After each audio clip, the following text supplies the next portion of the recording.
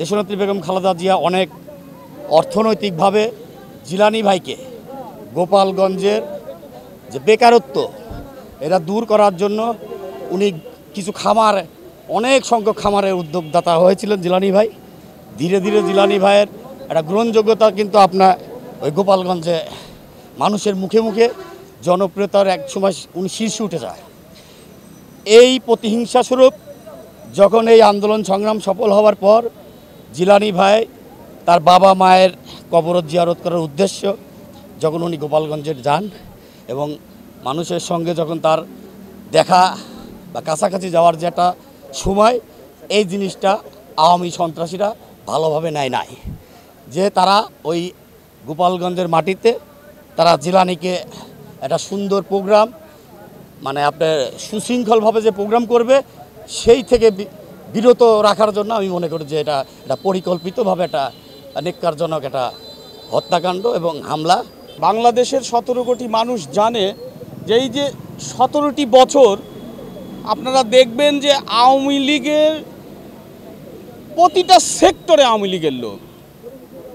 প্রশাসন, আমি বিশ্বাস করি প্রশাসন এখনও পরিপূর্ণরূপে তাদের দায়িত্ব পালন করছে না।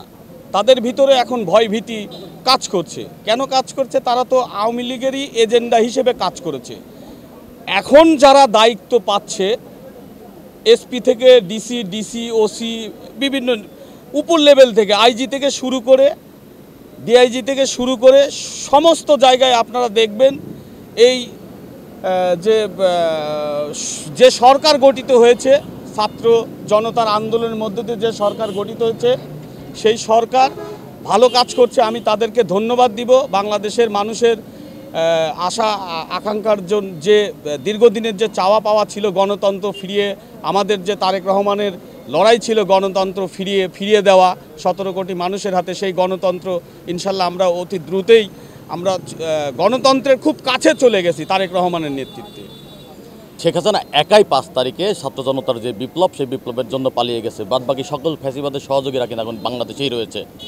এই ফ্যাসিবাদের প্রত্যেকটা দোসরকে যতক্ষণ পর্যন্ত মানে শাস্তির আওতায় না আনা হবে ততক্ষণ পর্যন্ত এই বাংলাদেশে শুধু জিলানী না, আমরা কেউই না, এবং বাংলাদেশের ছাত্র জনতার বিপ্লবের মাধ্যমে যে সরকার গঠন হয়েছে, উপদেষ্টা মণ্ডলী, এই ছাত্র বিপ্লবের যারা সমন্বয় ছিল তারা কেউই কিন্তু এখন পর্যন্ত নিরাপদ না। প্রতিটা মানুষই মৃত্যুর হুমকি রয়েছে। যতক্ষণ পর্যন্ত এই হত্যার বিচারে সর্বোচ্চ রায় ফাঁসি না হওয়া পর্যন্ত আমরা রাজপথে থাকব, এই আমাদের প্রতিজ্ঞা। আওয়ামী লীগের যে দোসর এখনও বিভিন্ন পর্যায়ে যারা আছে, তাদেরকে আমরা যদি সঠিক আইনের আওতায় আনতে না পারি, তাহলে আমরা আমাদের এই দিদার ভাইয়ের হত্যার বিচার এবং জিলানী ভাইয়ের উপরে হামলার বিচার আমরা সঠিকভাবে পাব না।